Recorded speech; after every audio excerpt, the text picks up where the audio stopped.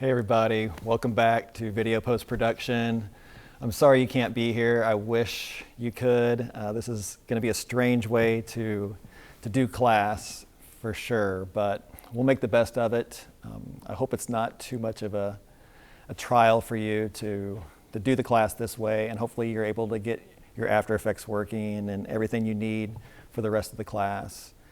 You already got the one email about the major changes that will be taking place, so hopefully you have that, and there's a syllabus on the Moodle page that explains a lot of those changes. Everything's going to have to be online as far as the projects that you submit, the in-class projects that we do. There are going to be folders on the Moodle page that have all the footage items that you'll need for in-class lessons and also in-class assignments, so let me know if you have problems accessing those or making those work. We did have to make one major change to an assignment. The Avid project just is not going to work, so we're going to add just kind of a wild card After Effects project will be your final project, and we'll talk more about that later in the semester. But anyway, the lesson we're going to do first is color correction. We're going to do some color work today, and there's all kinds of really excellent color tools inside of After Effects. You can do things to, of course, fix color, but also just to create a look, to eliminate color. Lots of interesting things. So let's go ahead and dig into that first lesson. Okay, let's go ahead and get started with lesson 10. So we'll save as lesson 10 to get the project started. You should find some footage items for this project located on the Moodle page. Underneath color correction footage items, there should be two things located there: Albertson Hall and storm clouds. Let's bring those in, and let's begin a new composition based on this Albertson Hall footage. So I'm just going to drag that over to new composition from footage. That starts our timeline. I'm going to go ahead and make an adjustment to the duration of this timeline. So that's Control K to get to your composition settings. And I'll just change it to 5 seconds exactly.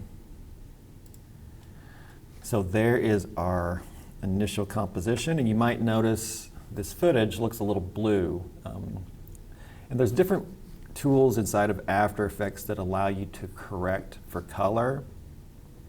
And I'll take a peek at a couple of those things today to show you a few tools. Let's start with one called Levels Individual Controls. So what I'm going to do is I'm going to start by just right-clicking on Albertson Hall, and we can go up to the Effect menu.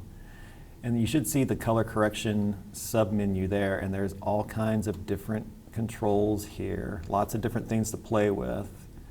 But again, the one we want is Levels Individual Controls. And that should open up your control panel right here. And if we just take a quick peek at this up here at the top where it says Channel RGB, this does allow us to individually go in and look at each of those color values, or also the alpha layer, which is the transparency values of a layer. But we're going to leave this on RGB for now. Now let's take a peek at something real quick. If I hold my cursor over the composition, I don't know if you've ever noticed this before, but up here in the top right corner, there's an info panel. And as my cursor touches areas here in the composition window, you should see the color values showing up right here. Now let's say we go to a place in this shot that we know for sure is white, is pure white. This area right here, this highlight by the door, by the entryway, this is supposed to be white. And if I hold my cursor over that, I know you probably can't see it on your screen, but the values up in that info box, the topmost value for a color is 255. If something's 255, that means it's pure white. So to get pure white, we need R and G and B to all be 255, but my values are showing 181 for red, 235 for green, 255 for blue, which means we have too much blue, not enough red, not enough green. So what we can do is come in here and start adjusting some of those values to get those colors where we need them to be. So let's go ahead and open up the red value first. Okay, the one we're looking at is red input white. Now I'm going to go ahead and drag this value. Right now it's showing 255. I'm going to drag that down, which is kind of counterintuitive, right? Because we are pulling the values down to add more red. But as you see that value coming down, we're getting more and more red until we get way too much red. But as we pull it kind of more in this area, that's starting to look better. So I'm going to give you a value to look at. Let's go ahead and type in this number for red. Let's go 142. All right, so that's getting closer, but we still need to work on our green values. If I hold my cursor up here, the red's showing 255, blue's 255, but green's still a little bit low, it's 231. So I'm going to open up my green values, and I'm going to do the same thing, green input white. Now green's not going to need as much of a change, and as I start pulling that down, you're going to start seeing the green values coming in. And if we pull it back up, that starts looking pretty nice. So I'm going to give you another number here. Let's go 194 on the green. And if we put this cursor back over this area that's supposed to be white, everything should be showing up at 255, which it is. And overall, that looks pretty accurate on the color, although I wouldn't mind darkening up this shot just a little bit. So let's go ahead and look underneath the RGB controls here. And you'll see some different numbers there. Let's look at something called input black. If I drag that value up, notice how we start darkening those shadows in the shot. Now that's way, way too much. So I'm going to do a real subtle change. I'll just go with 2. And we can kind of use that to just darken up the blacks a little bit more. And if we look at the gamma value, which is right here, okay, this one kind of controls more of the midtones. So if I drag this one up, we start to kind of wash it out a little bit. We start going underneath one, we start to kind of pull those blacks back out. I'm going to go 0.85 on the gamma. And we could keep tweaking these values until we get exactly what we want, but that looks pretty decent, especially considering where we were. That's where we were.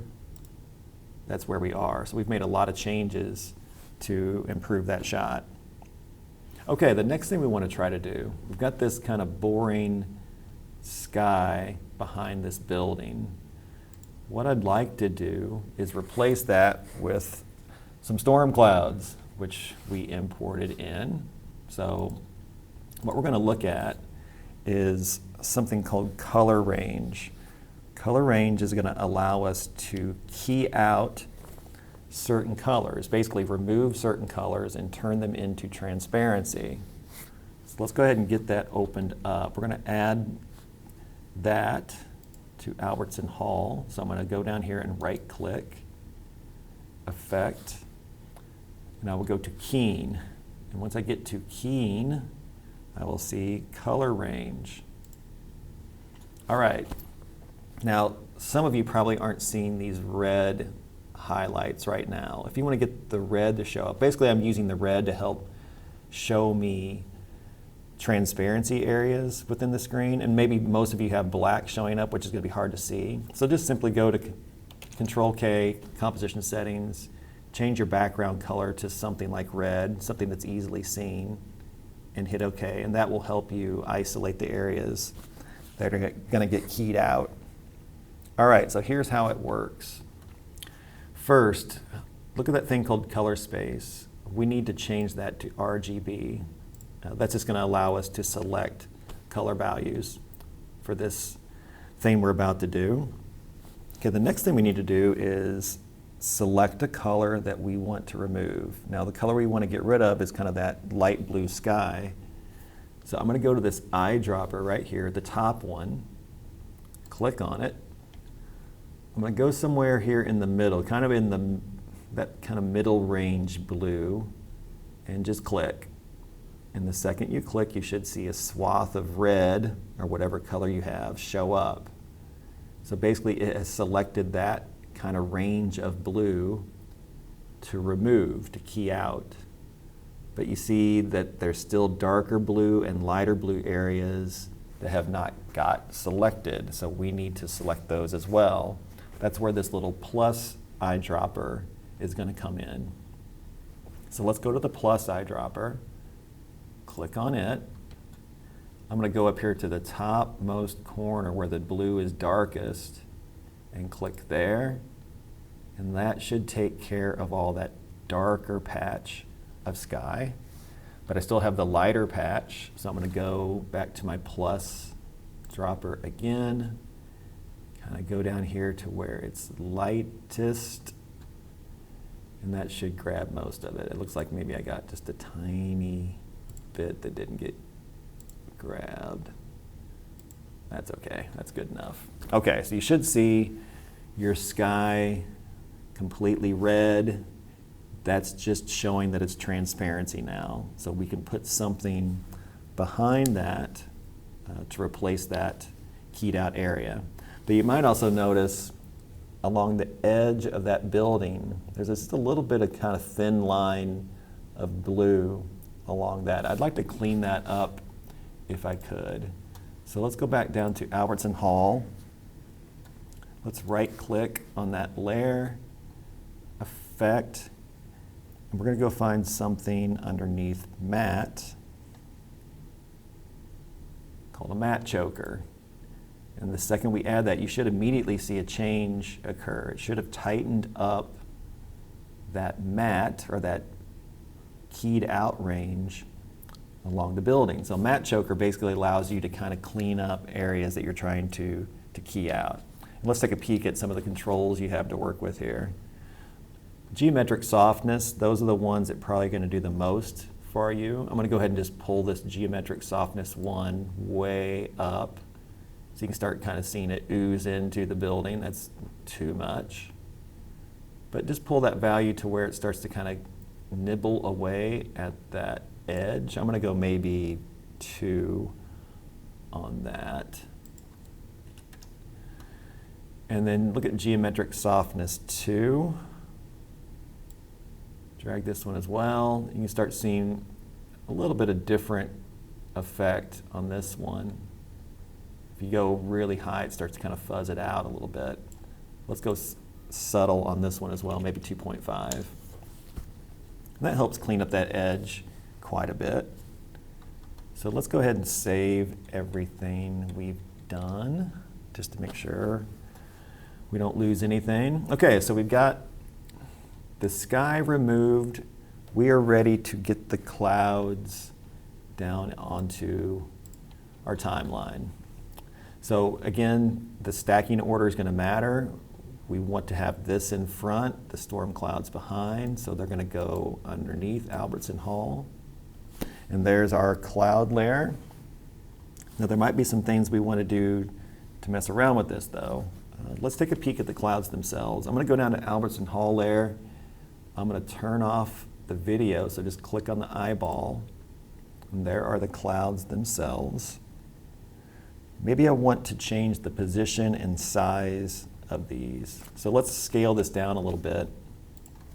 I might go down to 60, and I might also change the position to get these a little bit higher in screen. Now notice we're starting to see some palm trees here. Doesn't matter because the building's going to block all that stuff out, but I just want to pull up those clouds to get them more in frame like that.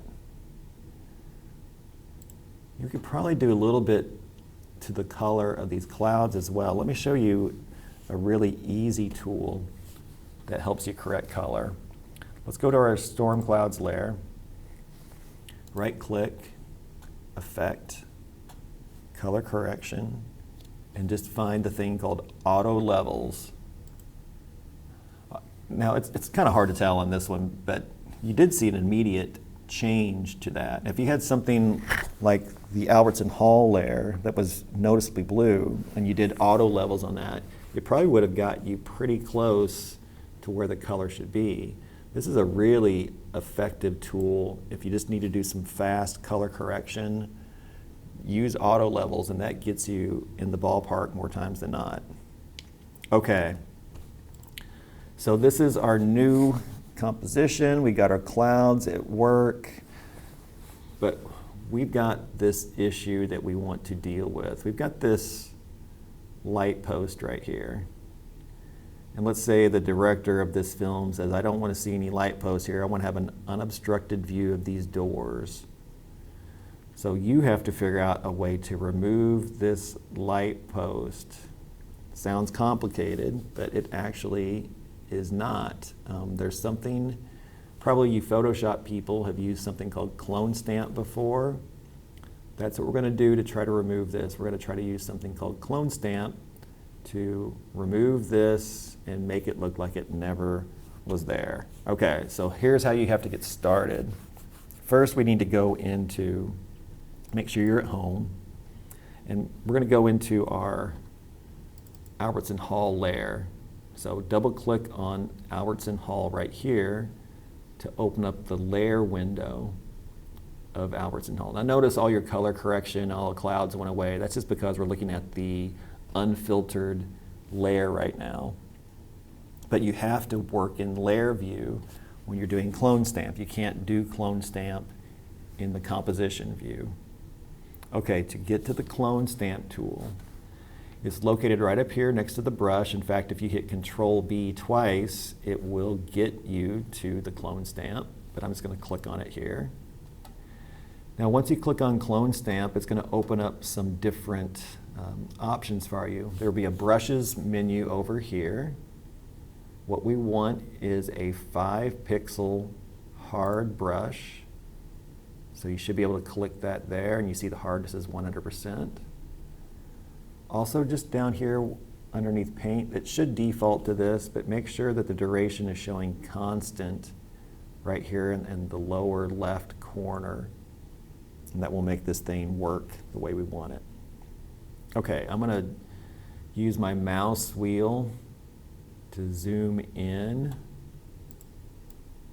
and my hand tool to reposition this so we can see it better. Okay, so here's my Clone Stamp tool. There's my 5-pixel brush that I'm looking at. Now this is the tricky part with Clone Stamp. Basically what's happening with Clone Stamp, we're going to select an area that we want to remove. Actually, sorry, back up. We're going to select an area that we want to replace the area that we want to remove, if that makes sense. So if you kind of look at this entryway, this area right here matches really well with this area right here. We'd like this to look like this. So what I first need to do is grab a sample of this and then click on this to replace it. But the key to this is making sure that the clicking right here lines up with the clicking over here. Otherwise, all these doorways are going to be kind of out of whack and it won't line up. Okay, so here's what I recommend. I'm going to just use this kind of line of the windows as a reference for myself. So I'm going to kind of center this little circle halfway in the window and halfway on the stone. And to get a sample with this, the Clone Stamp, hold down the Alt key, you'll get that little target, click, go across, try to keep it exactly centered, and then start holding down on your mouse and just moving it across. I'm just moving it along that light post. And as I'm holding it down, it's removing and replacing with what it sees on that other side. You can kind of see, I don't know, you can't see it probably, but there's a little target cross on the other side showing me exactly what I'm replacing. Now you do see some differences. There's a little bit of a shading difference between this side and this side. This side was just a little bit more white, so you're seeing a little bit of kind of residue of that over here. But once we zoom out, in fact, let me go ahead and close out this layer window. Once we kind of go out big, you don't really see that as much. And that looks pretty decent. I mean, it looks like if you were just kind of glancing at this video, you would never notice that there was something there. So that's pretty cool. I mean, Clone Stamp, the problem with Clone Stamp is that you got to find something in the frame that can replicate what it is you're trying to replace, and that's easier said than done sometimes. Okay, let's go ahead and save that. And let's just do some simple things here to finish up. Again, I don't want to make this lesson too complicated. And if you do want to dig into some more complicated tools with color correction, go into your textbook under Lesson 10. This is actually a different lesson from a different book. But there are some different tools in your textbook that you might want to play with, something called Keylight. There's some other color tools that might be useful for you. So you can definitely go through that lesson to get some more experience with color. But let's try something here. Let's say we want to warm up this shot a little bit. Okay, if I want to warm up everything, both layers, it probably makes sense that we use an adjustment layer, right? We use adjustment layers when we want several layers to be impacted by a certain change we're going to make. In this case, we're going to add something called a photo filter that will change the color of everything. So, shortcut, Control-Alt-Y. You can always go up to Layer, though, and hit Layer New to find your adjustment layer. Adjustment layer goes to the top. I'm going to right-click on Adjustment Layer. Let's go to Effect. Let's go to Color Correction. Let's go find Photo Filter. Okay, Photo Filter. That just adds some different filters to your scene. Right now I've got a warming filter going. And you can check it out right here. It says density. That's just how much of the filter you want to apply. If I crank it up all the way, okay, it's very warm. So you can adjust that density as needed. I'll go 50. And here, if I want to cool things down, there's your cooling filter. That's really harsh, so I probably would tone that one down. And you got some other ones. Sepia is pretty cool. So there's some different looks that you can add pretty simply just by using an adjustment layer. Let me show you some other things too. Let me just delete that. And let's go back to adjustment layer, effect, color correction. Let's go find CC Toner. I like CC Toner a lot whenever you want to do black and white or sepia tone effects. This is the place to go. Just go up here into your effect controls, and if you want black and white, that's duotone. If you want sepia, you can go tritone or pentone. Pentone just gives you 5 different kind of colors in the range to choose from. Tritone, of course, is 3. And you're not locked into this too. If you want to have a kind of a blue scheme going, you can go in and change these middle values to different shades of blue to get a whole different look going. And you can change the blend with original too to add a little bit of the color back to make it look like something like that. But CC Toner is pretty cool. I think you can get some nice color looks from this. I'm going to delete that. Let's add another one. Let's go back to Effect, Color Correction. This time let's go to something called Change to color. Don't go change color. Be sure it's change to color. And let's say I want this green grass to maybe look like it's got little purple flowers or something growing on it. So what I want to do is go up to this from eyedropper. So that's the color I want to change. And I'll just click somewhere here in that medium green. And then for the to color, I can go find that shade of purple that I want. And then there's some little purple highlights. Now this works really well whenever you've got a very consistent color.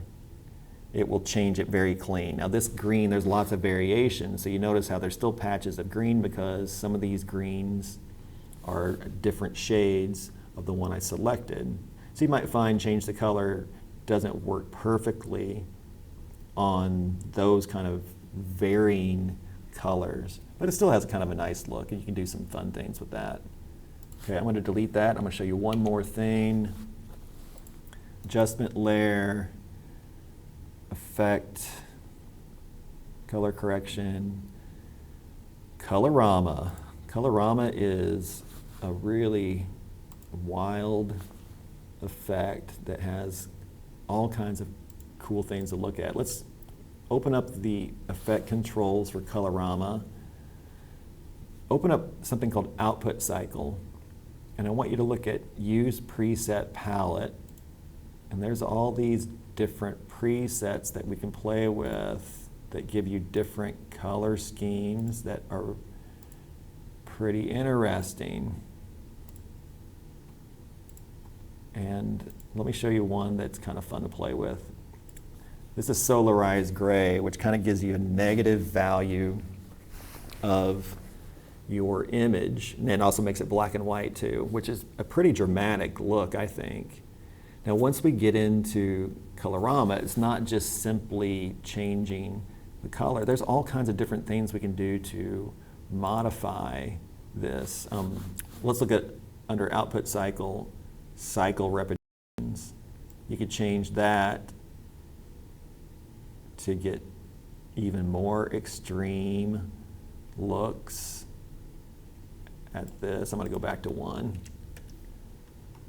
You can also animate this thing called phase shift to get some changing tones. Let's go ahead and do that real quick. I'll go ahead and set a keyframe here for underneath input phase shift. So I start the clock at 0.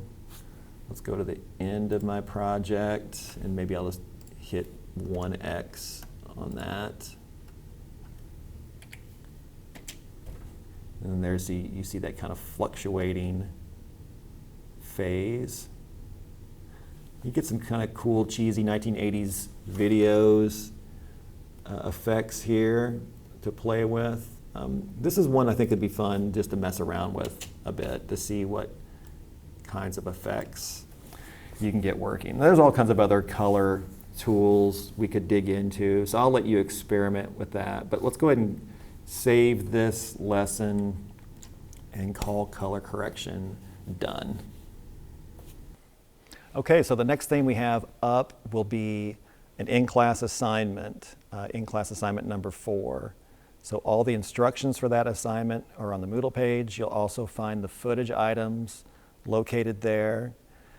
We're just going to follow the schedule for this assignment. So if you have this submitted by midnight on Thursday of whatever week this is, that'll be cool. This assignment's worth 25 points.